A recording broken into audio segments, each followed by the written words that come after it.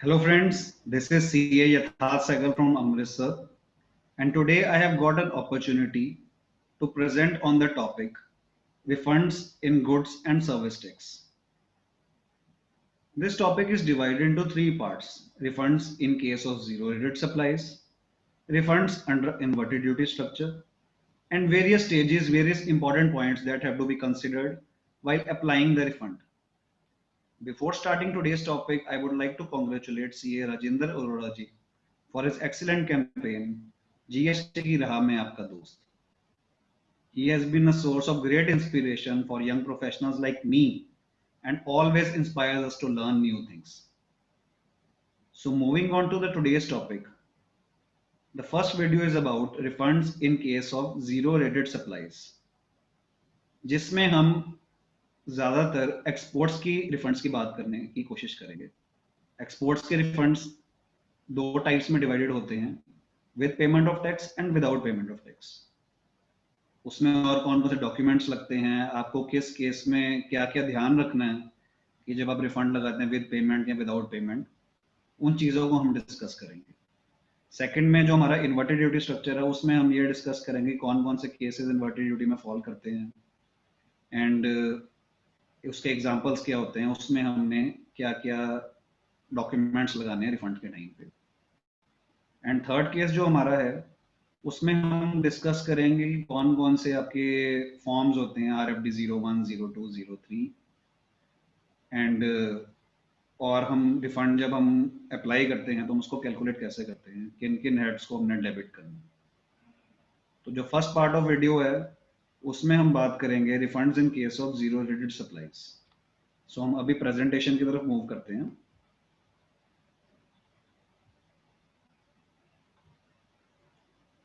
सबसे पहले एक हम जनरल डिस्कशन करेंगे अबाउट टाइप्स ऑफ रिफंड्स, जिसमें पहला हमारा रिफंड है बैलेंस इन इलेक्ट्रॉनिक कैश लेजर. कोई भी आपका आपने टैक्स जमा करा दिया फीस हेड में, पेनल्टी हेड में, यहाँ पर कोई भी TDS TCS का रिफंड है वो इसमें आता है. Secondly refund on exports with payment of tax.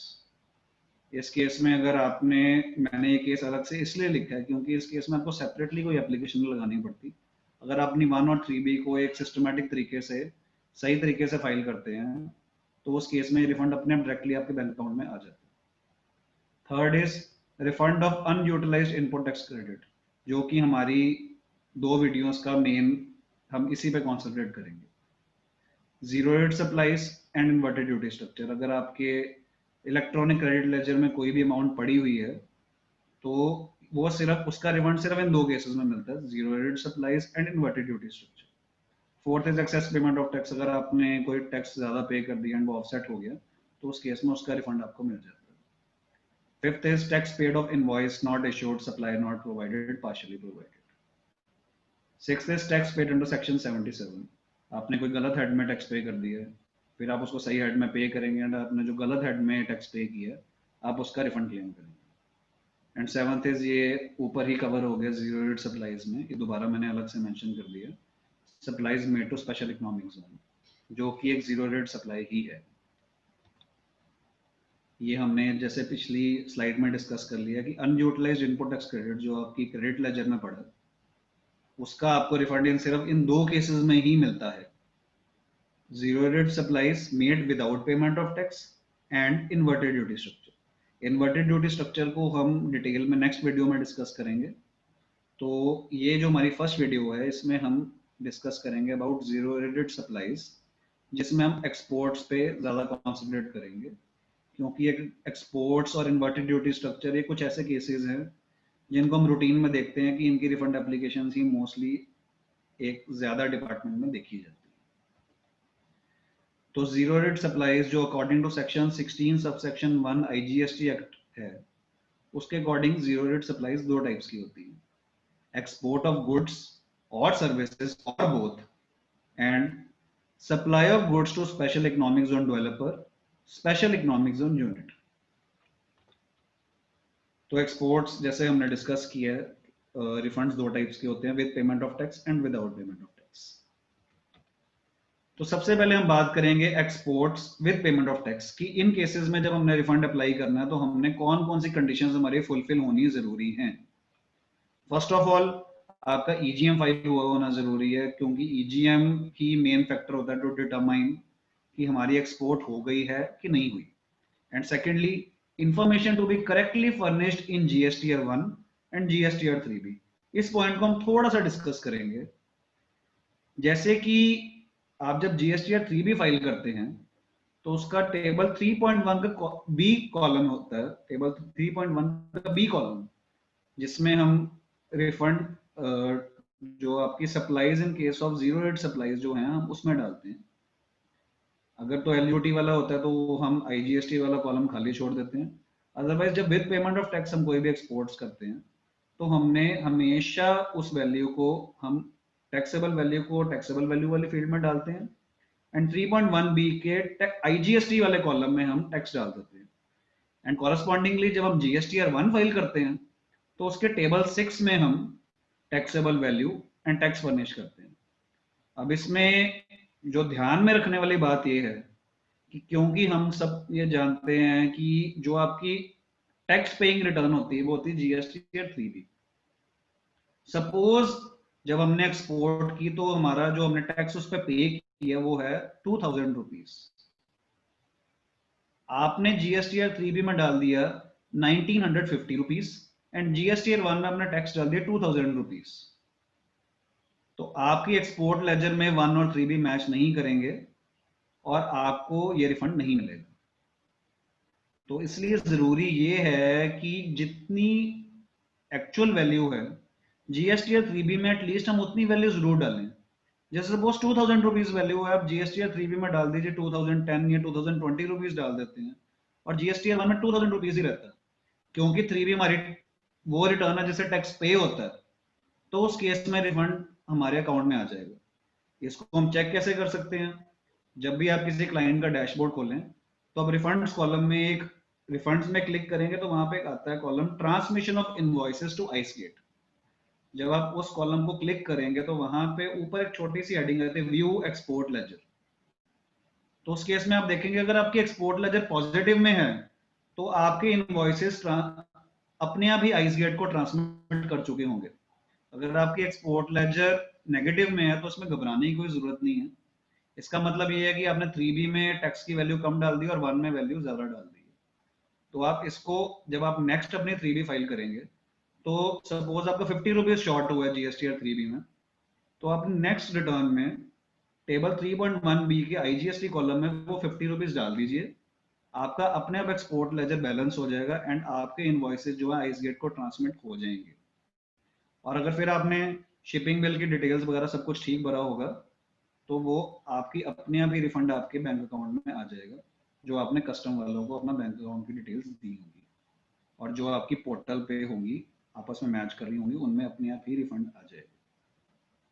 Third, एक नई कंडीशन अभी अभी इंसर्ट हुई है जो कि विद पेमेंट ऑफ टैक्स वाले केस में भी रेलिवेंट है कि अगर आपने जो भी एक्सपोर्ट की है गुड्स की उसकी जो भी फॉरेन एक्सचेंज की पेमेंट है वो within 9 months of export आ जानी चाहिए।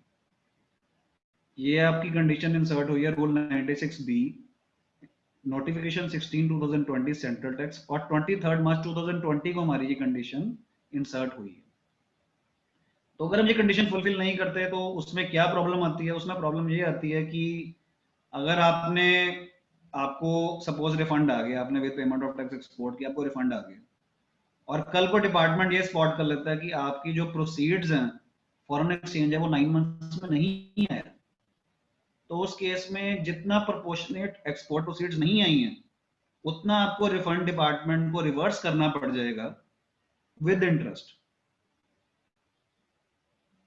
तो ये कंडीशन एक बहुत ध्यान रखने वाली है। इस केस में अगर आपको रिफंड मिल गया होगा तो आपको उतना रिफंड डिपार्टमेंट को रिवर्स करना पड़ जाएगा अगर 9 मंथ्स में आपकी प्रोसीड्स नहीं आती। जो हमारा अगला केस है वो है exports without payment of tax. इसमें कुछ एक्स्ट्रा कंडीशंस हैं, जैसे कि सबसे मेन कंडीशन ये है कि आपने इसमें लेटर ऑफ अंडरटेकिंग फर्निश करना होता है। बॉन्ड कुछ उन केसेस के लिए है जहाँ पे पनिशेबल ऑफेंस वगैरह कमिट किया होता है एक्सपोर्टर ने, लेकिन मोस्टली 90% केसेस में आपको एलयूटी ही फर्निश करनी होती है इस केस में। सेकेंडली, अगर आपका गुड्स का एक्सपोर्ट है तो वो गुड्स एक्सपोर्ट हो जाना चाहिए with in 3 months from issue of invoice. जब भी आपने इनवॉइस बनाया तो उसके 3 मंथ्स के अंदर वो गुड्स एक्सपोर्ट हो जाने चाहिए विदाउट पेमेंट ऑफ टैक्स वाली कंडीशन में। अब इसमें एक जो अगर एक्सपोर्ट ऑफ सर्विसेज हो तो उस केस में जो फॉरेन एक्सचेंज रिसीव होना चाहिए वो within 1 year from the date of issue of invoice receive हो जाना चाहिए। गुड्स में जैसे हमने पिछले स्लाइड में डिस्कस किया था, विद पेमेंट ऑफ टैक्स हो चाहे विदाउट पेमेंट ऑफ टैक्स हो, वहां पे within 9 months of export of goods foreign exchange realise हो जाना चाहिए, जो कि एक नई कंडीशन ऐड हुई है। सर्विसेज के केस में वो टाइम पीरियड है 1 ईयर।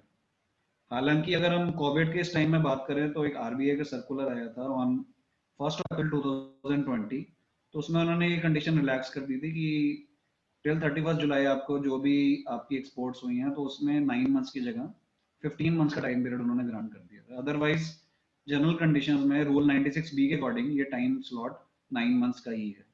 बाकी 3B और 1 में इंफॉर्मेशन करेक्टली फाइल हुई होनी चाहिए, और विद पेमेंट ऑफ टैक्स वाले केस में हम रिफंड हमें एप्लीकेशन अलग से फाइल करने की जरूरत नहीं है, विदाउट पेमेंट ऑफ टैक्स में हमें अलग से एप्लीकेशन फाइल करने की जरूरत है।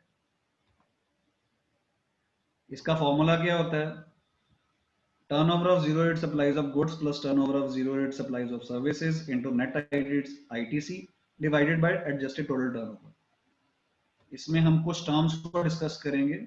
नेट आईटीसी में इसमें जो आईटीसी है, इनपुट्स और इनपुट सर्विसेज का आईटीसी इसमें इंक्लूड होगा, कैपिटल गुड्स का आईटीसी इसमें इंक्लूड नहीं होगा। And turnover of zero rate supplies of goods, वो हमें डेफिनेशन उसमें बस एक चीज थोड़ा सा ध्यान रखने वाली है, जो भी सेम नोटिफिकेशन जिसमें रूल 96B इंसर्ट हुआ था, उस नोटिफिकेशन में एक छोटी सी कंडीशन इंसर्ट हुई है।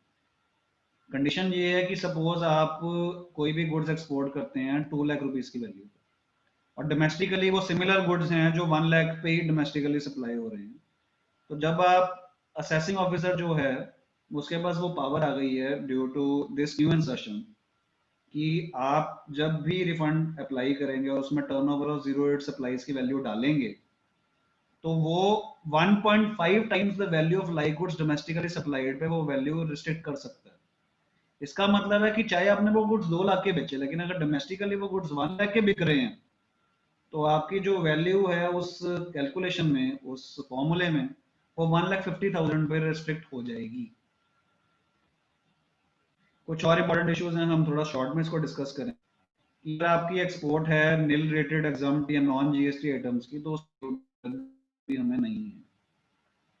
अगर आप एक गुड्स पे एक्सपोर्ट ड्यूटी है तो उस केस में आपको रिफंड नहीं मिलेगा। एंड अगर आपने ड्रॉबैक क्लेम किया in respect of central tax तो आपको उस केस में भी रिफंड नहीं मिलेगा। ये सेंट्रल टैक्स में ही ये बाइंडिंग है, आईजीएसटी में भी है, एसजीएसटी में ये बाइंडिंग नहीं है। अगर आपने गुड्स जो है, जो नोटिफिकेशन हमें बेनिफिट देती है 40/2017 सीजीएसटी रेट की नोटिफिकेशन में, वो हमें बेनिफिट देती है कि अगर आपने एक्सपोर्ट्स करने हैं तो उस केस में आप 0.1% पे गुड्स प्रोक्योर कर सकते हैं डोमेस्टिक सप्लायर से, और फिर आप उसको एक्सपोर्ट कर सकते हैं। तो उस केस में हमारे पास डिफरेंट हेड्स होते हैं जब हम रिफंड अप्लाई करते हैं, तो जो 0.1% वाली अमाउंट है उसको हम अदर्स कैटेगरी में अप्लाई करेंगे, ना कि हम एक्सपोर्ट ऑफ गुड्स और services without payment of tax वाली कैटेगरी में अप्लाई करेंगे। क्योंकि जब आप उसका फॉर्मूला देखेंगे नेट आईटीसी का, तो उसमें 0.1% वाली जो अमाउंट है जो हम कंसेशन रेट परचेज करते हैं, वो नेट आईटीसी हमें वहां से माइनस करना पड़ता है। तो ये 0.1% वाला है, इसका हमें अलग से रिफंड अप्लाई करना पड़ेगा अदर्स कैटेगरी में। फोर्थ पॉइंट, अगर आप जो आप turnover of zero rate supplies of goods की वैल्यू डालते हैं कैलकुलेशन में, तो that should be the lower of the value that is declared in GST invoice and shipping bill. अगर आपने जीएसटी इनवॉइस में जो वैल्यू डिक्लेयर की एक्सपोर्ट की और जो शिपिंग बिल में जो वैल्यू डिक्लेयर हुई एक्सपोर्ट की, जो लोअर द टू होगी, आप उस वैल्यू को डालेंगे रिफंड कैलकुलेशन के टाइम पर turnover of zero rate supplies में। अब हम डॉक्यूमेंट्स डिस्कस करेंगे जो कि रिफंड के टाइम पर रिक्वायर्ड होते हैं। First of all copy of GST या 2A, then statement of invoices annexure भी, जिसमें हम कैटेगराइज करते हैं अपने परचेजेस को कि वो इनपुट्स हैं, कैपिटल गुड्स है कि इनपुट सर्विसेज हैं।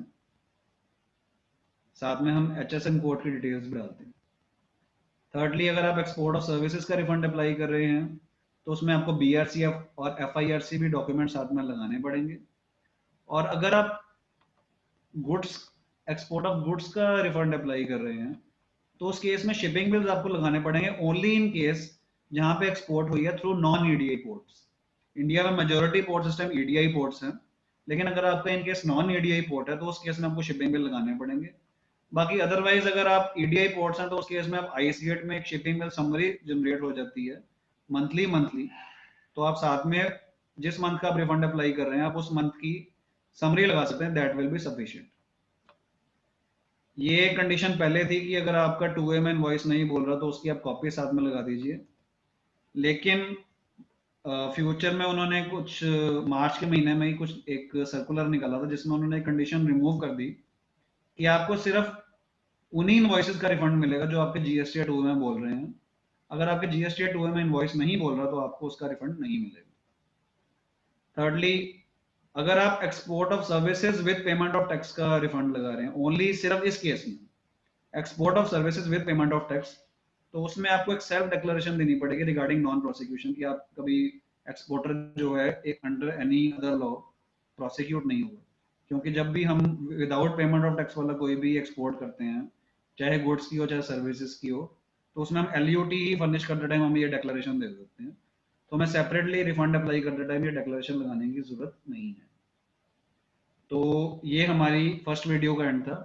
आई होप मैं कुछ कंसेप्ट्स यहाँ पे क्लियर कर पाया, कुछ इश्यूज में यहाँ पे एड्रेस कर पाया। अगर आपको ये वीडियो पसंद आई है तो इसको लाइक कीजिए, सब चैनल को सब्सक्राइब कीजिए और ये वीडियो अपने बाकी फ्रेंड्स के साथ भी जरूर शेयर कीजिए। थैंक्स अ लॉट, मिलते हैं नेक्स्ट वीडियो में।